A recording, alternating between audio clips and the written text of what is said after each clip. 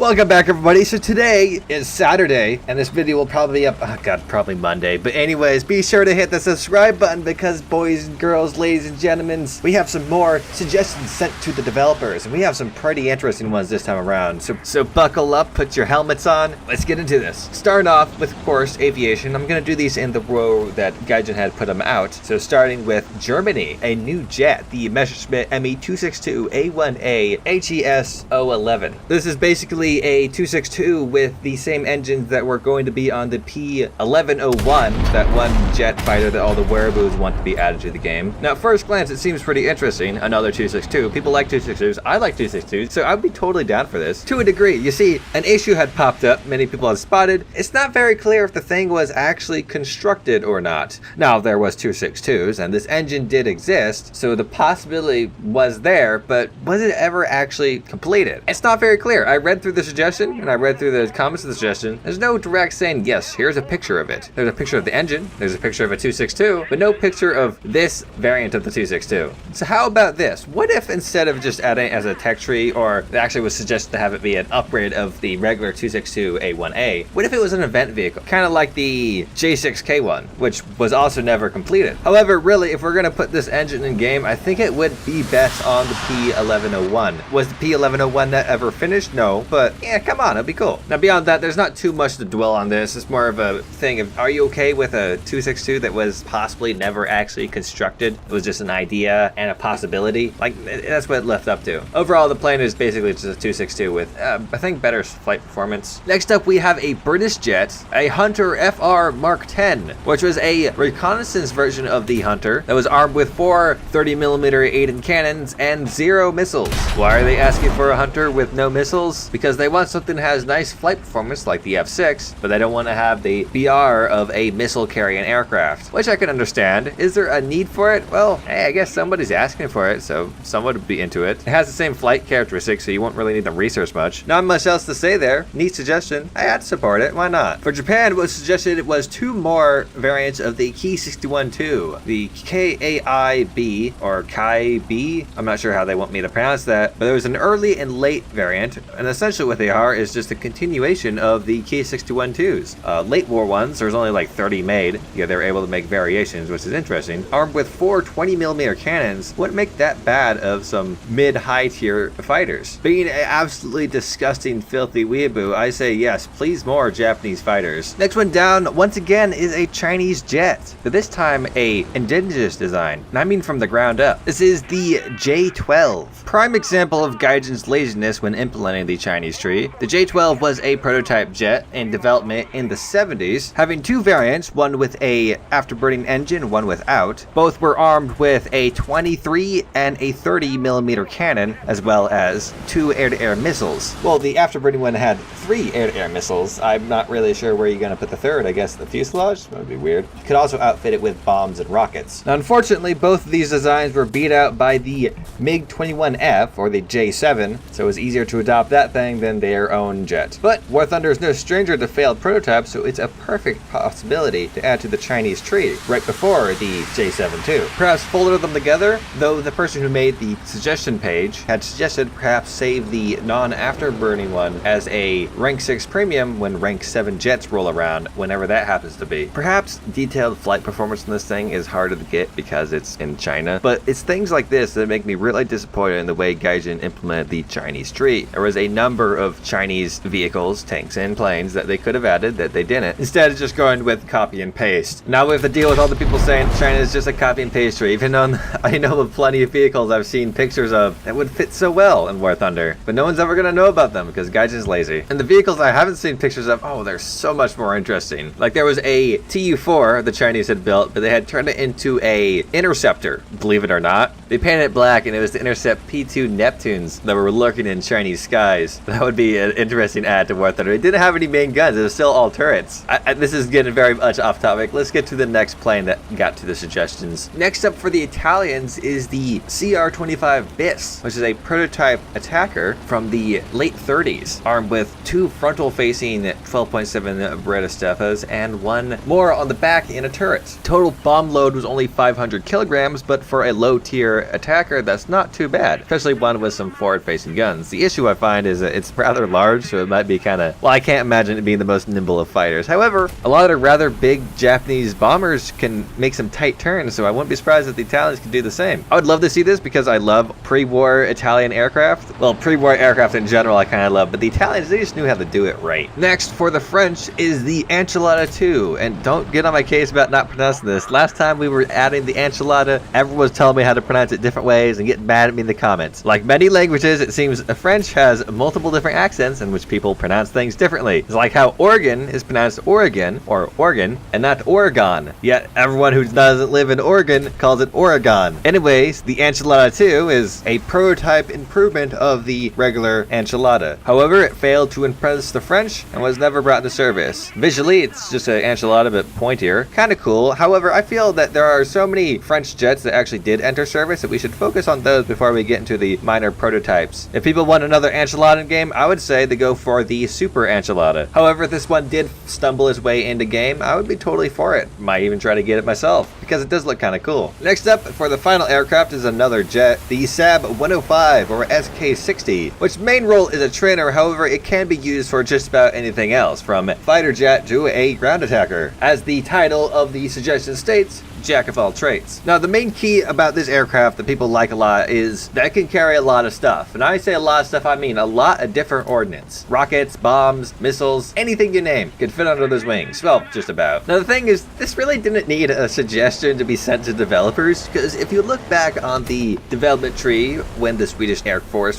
first came out, one of the aircraft that is planned happens to be the SK-60B. So why are we bothering to send them things that they already know what we want and are already planning to add? I guess it's almost been a year and they haven't added it yet, so maybe they need a reminder. But overall, this aircraft would be great for War Thunder, and Sweden does need some better attackers for higher battle ratings. Overall, though, the plane, as I was saying earlier, looks pretty good. You gotta have a number of cool camos and all kinds of crazy stuff. It's a trainer after all, so not every camo is intended for combat. In the suggestion, they try to sell you also on a RB-05 air-to-surface missile. I don't think this is going to be added in game because they get this jet. In fact, when they're talking about it, they talk about how a lot of details about it are kind of covered up because, well, Sweden doesn't really want to tell everyone about how their missiles work. But let's just wait out on the self-guided air-to-surface missiles for right now. Now, the main holdback of this plane is it's not the fastest plane in the world. Once again, it's a trainer. The B and C variants had a max speed of 750 kilometers an hour. The W had 780 and the G had 960 kilometers an hour. So these wouldn't be top-tier jets, which could give Sweden quite an advantage at ground pounding when it comes to tank battles. Now, my personal take, I think they would go best after the T-18Bs in the bomber line, even though they are technically attackers. The attacker line's already full of other jets, and I can't see these things being much more than 9.0, which is already taken up in the attacker line. Now onto ground forces, starting with the USSR, is the T-62 Mod 1972, which, believe it or not, is a T-62. It has some minor variations from the current in-game version. However, the majority of the changes are very slight. The front of the turret was increased to 242 millimeters from 240. A Dishka was added to the top. The loader got more headspace, which perhaps could lead to a faster reload. The damn thing has a crazy long reload. The tracks were replaced with a different model. Some other minor improvements. And on top of that, a few more detriments, as the gun depression was reduced from 6 degrees to 5 degrees. Now, if this was a few years ago and the T-62 M1 was not in game, I'd be all over this. Like, yeah, add another one, that'd be cool. But currently, as it stands, there is no reason for this to be added to the game. It would function just like the T-62. And it's not like Russia needs more 8.3s at the moment. Next up is a weird one, the Comriz 75, which is a Comet chassis with a externally mounted 20-pounder on top of it. It is truly a bizarre vehicle. Well, most of these external mounted weapon guns are quite bizarre. This one had an autoloader in the back. It was more of an example vehicle to show how an externally mounted weapon would look on a tank, though it was made all the way back in 1968. Besides the fact that the gun mechanics and shells all being stored in the external mounted area of the gun is exposed to small caliber weaponry and even shrapneling, there's not a whole lot else to say on this. It's a Comet chassis with the same engine, and it's got a 20-pounder. Personally, I don't think the British really need this tank anywhere in their tree. I would be fine with it as a premium or event vehicle, but main tree would be a little weird, and their tree is already pretty stacked beyond the point of 5.3. A tree not so stacked is Japan. The suggestion for a Japanese tank to be added is a Ho-Ri, or more precisely, what I believe is referred to as as the Hori 2. However, it's a very controversial tank, as it seems it's very possible that the Hori 2 was the actual one that was in any form constructed, while the one we currently have in game was only ever a mock-up. The minor details on which one was the real Hori, I don't really want to get into. I want to more talk about this individual tank. Alone, I would be very much for it being added to game, so long as they have some pretty strong proof. And I've read through this, so it seems pretty accurate what they're saying, that this one possibly was the one actually being constructed. It was armed with a 105mm gun, I believe the same one that's on the Hori prototype, as well as a hull-mounted 37mm gun, like the Chiri 2, and finally a twin 20mm anti-aircraft turret on the back. Altogether, it's rather an interesting sounding design, but visually it actually kind of just looks like a Yag Tiger. On top of that, the armor is a little interesting. Being essentially based off the Chiri 2, you can imagine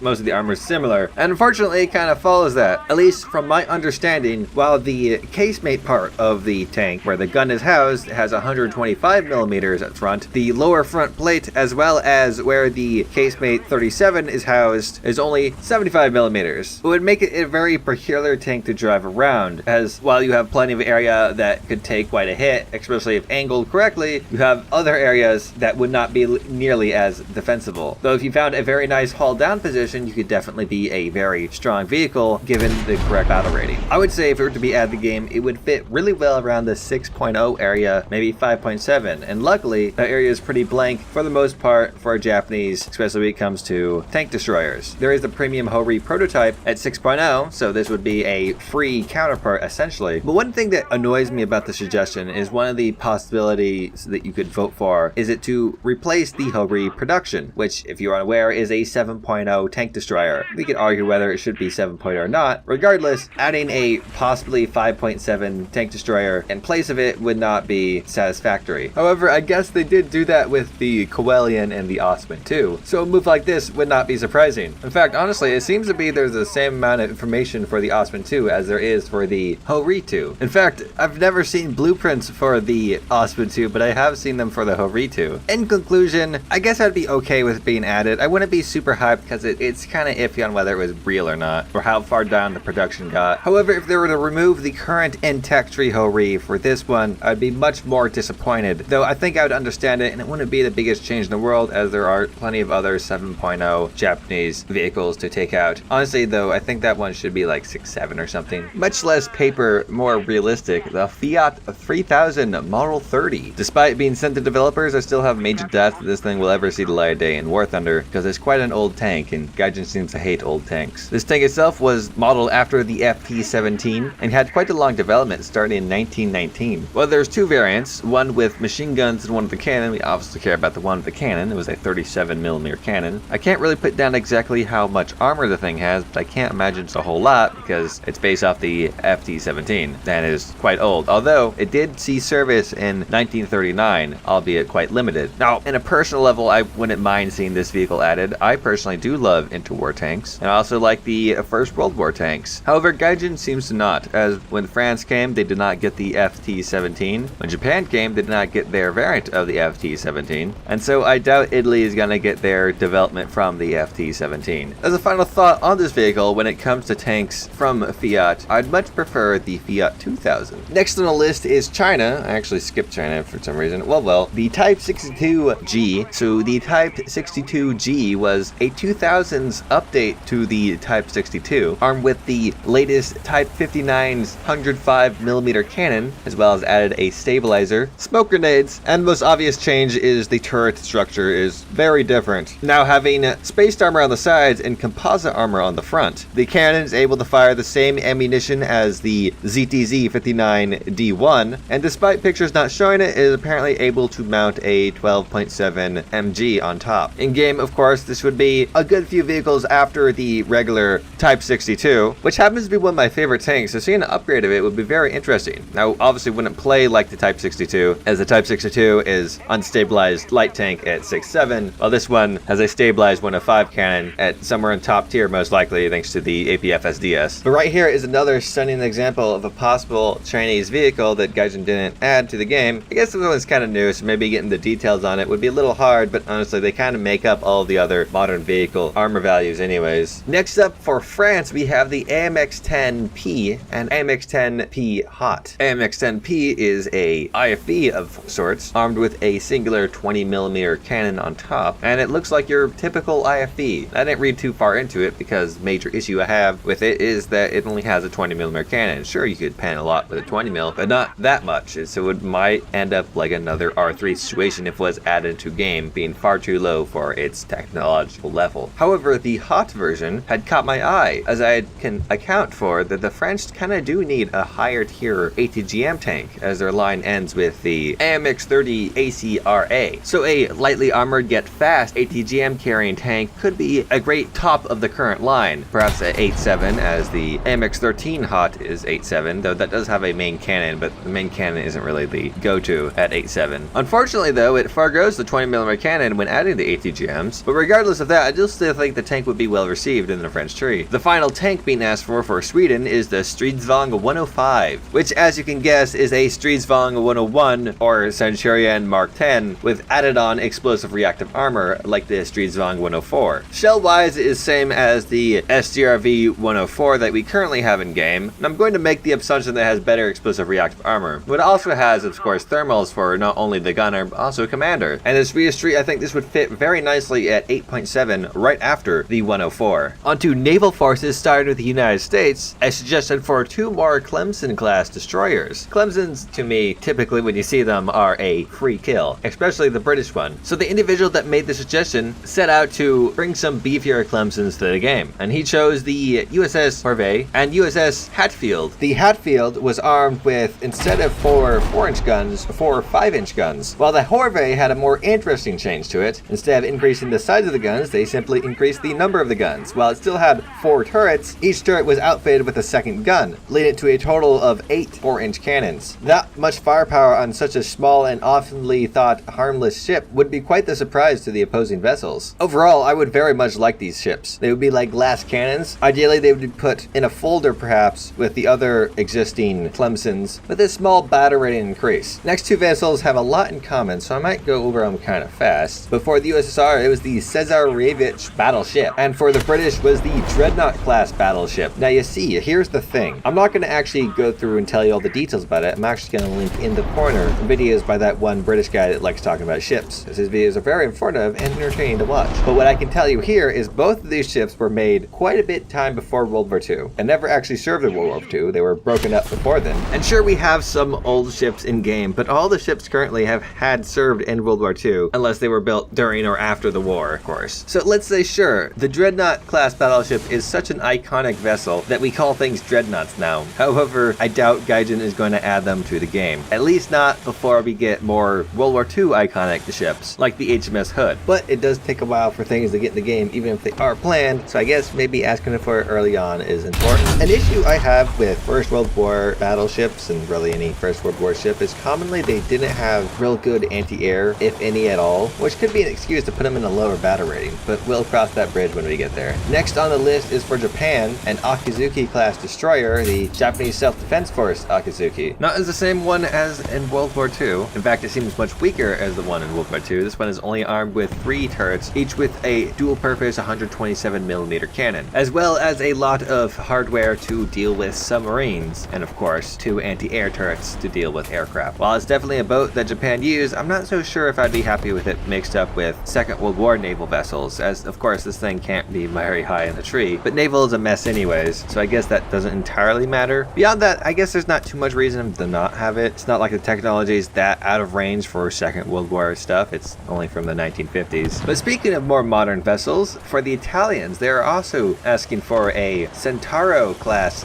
frigate, armed with total 4 on 2 turrets of 76-62mm Ottomare cannons, but also had a rocket launcher that was apparently for illuminating areas, obviously at night, a long-range anti-submarine bomb launcher, short-range anti-submarine bomb launchers, as well as 2 40-70mm Boforces. It sounds pretty interesting. Overall though, it's just a frigate, so I'm probably never going to play it because for some reason the research cost for frigates is insane. But it seems like everyone else is getting frigates, so I guess why not for Italy. Now on to more interesting things than boats. Starting off with the maps. While this one's titled Battle of the Bressan, it's actually a suggestion for 2 different maps, one for the Bressan, of course, and the other one for Budapest, the city. Now, reading through this, I didn't read through the whole thing, but I skimmed a bit through it, and I gotta say, it sounds like a pretty epic battle with one of these places. However, it doesn't really show any maps of these locations, so I can't really say how good of a map they would be. But upon that, most of the maps that we currently have in game are not realistic to the actual locations in which the battles they are modeled after took place. I think they used to do that a lot, but now I've given up on it. The hope was that giving up on that, they would be able to make more balanced maps. Unfortunately, the maps they've been making still suck. What I'll say to possible Hungarian maps after various locations in Hungary is perhaps we should wait for a Hungarian tech tree to come out. If not, then it'll be a little awkward, but not the worst. We do have a Polish map without a Polish tech tree. Next down, we have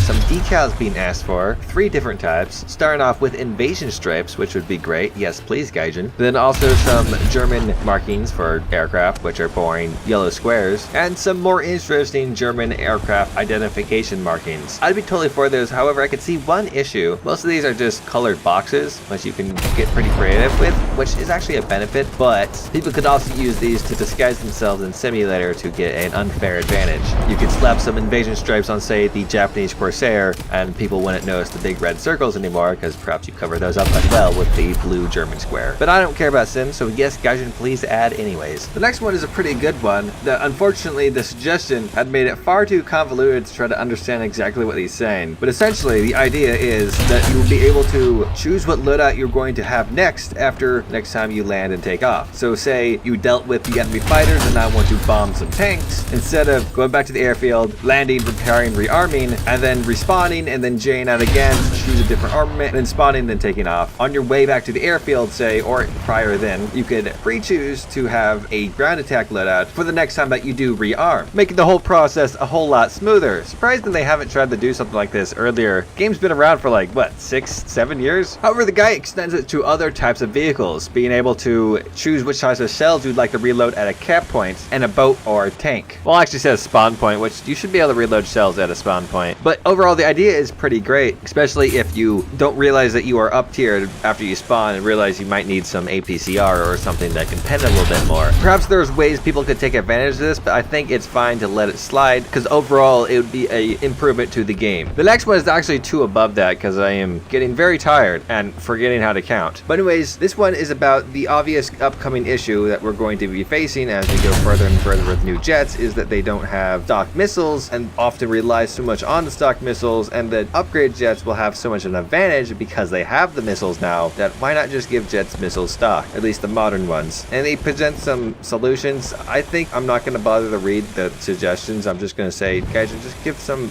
more modern jets stock missiles. We're going to need them more and more as we go further in. And then there's one that is very simple and makes a lot of sense. Why not just remove the radar dish from the screen when you have the radar off? Like, I'm not using it. Just get rid of it. Don't even have to be fancy bad. Just make it disappear. We're almost done, guys. Only 6 more to go. For events, there was Republic Day as an Italian holiday, which you would get Italian, probably decals, kind of like we have for other military-themed holidays for other nations. The other one is for a nighttime strategic bombing raids event, in which some players would be defensive AA and other players would play the bombers. Sounds pretty interesting, but I doubt Gaijin would ever actually do it. Next up are some pretty great gameplay suggestions, starting off with canister shots. It's essentially shotgun rounds for tanks. Now, these rounds are typically for anti-personnel use, and there's not a whole lot of people in War Thunder. However, they'd be extremely effective against lightly armored and open-top vehicles, but also could help against aircraft. Think of it like shooting clay pigeons, just really big clay pigeons with really big shotguns. Now, when first looking into this, I was thinking, oh yeah, for the M1 Abrams, because that was the only tank that I knew had them, but it turns out there's actually quite a lot of tanks that had these. M40 recoilless rifles, 20-pounders for the British, Russian 76s had canister rounds, and even a short-barreled L24 75mm cannon for Germany. The next one would be very useful for Italy and a few other bombers, being able to change the gun conversions you have for your turrets. While the majority of bombers would only be slightly helped by this when you have 2 guns on one target, many bombers, and of the line Italian ones, as well as the PEB 8 in that one German flying boat, leaves it so if the plane is not at a certain distance, the wing-mounted defensive guns are either completely useless useless, or you have to try to aim with one of them, which leads the other one to being completely worthless, as well as your tail gun. Being able to adjust this, especially if it was on the fly, could greatly improve the defensive abilities of bombers. The last two, graphics and sounds. The first one was asking for physics for the tracks on tanks. So instead of the track just going around in an animation when it drives forward, the track itself is moving, so it can sway and swivel in weird ways, especially when you go over certain types of terrain. I guess it would look pretty cool, so I'm not against it. It'd also be kind of neat to actually see where the track was damaged when shot, that's where the break would be, not just anywhere on the track. However, I could see this leading to some very bizarre bugs involving the physics. And finally, the last one is someone asking for it to be easier to read the gauges in cockpits when you have really low graphic settings. His solution is to make the fonts for the numbers vector fonts. However, I gotta say, you sure you don't want to like just upgrade your computer a bit? Like when I first started playing War Thunder back in 2015, I played only arcade at around 60 frames per second. My computer was some old compact generic computer that cost like $200 that like everyone has, and then I plugged a $60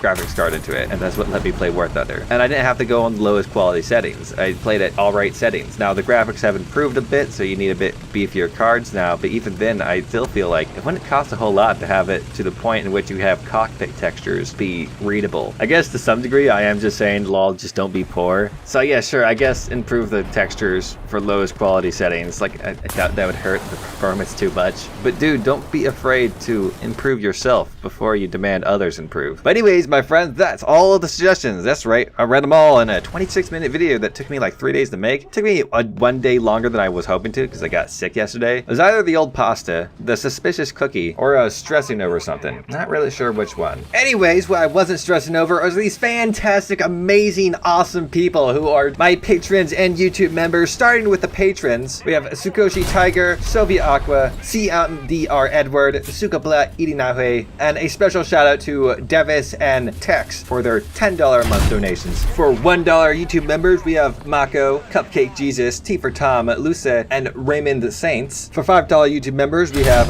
Grimace, The Royal Rat, Lize Seafoodai, GG Ultra Brew, Matthew Cameron, Lars Henrik, Peter Koglinski, Nico Korkamaki, Mehmet Hazarchi, Roger Rammer, Mighty Peppers, Pointless Gunsinks, and Waffly Joker 6. With a special thank you to Joe Plopsky for his $10 a month donation. A big thank you to all of them though. Not only are YouTube members and Patreon some of the coolest people on the planet, but they also enjoy special perks like a unique Discord role and channel. Ones who give $5 or more a month get videos a little bit earlier than anyone else. And for all YouTube members, you should be able to use emojis in the comments of these videos. So there should be links below, or you can hit the join button to check it out. If you've liked this video, be sure to hit the like button. If you didn't like the video, don't like mine. If you want to see more, hit the subscribe button. I make random videos throughout the week. I like stream on Saturdays, and I make War Thunder Weekly News every Friday, so be sure to hit the bell icon to be notified anytime I upload anything at all. Thank you very much for watching, and I hope you have a fantastic day. And in terms of bonus news, I have successfully logged into War Thunder for 1,000 days straight. And for all of this effort and time put into the game, let's see what my reward was.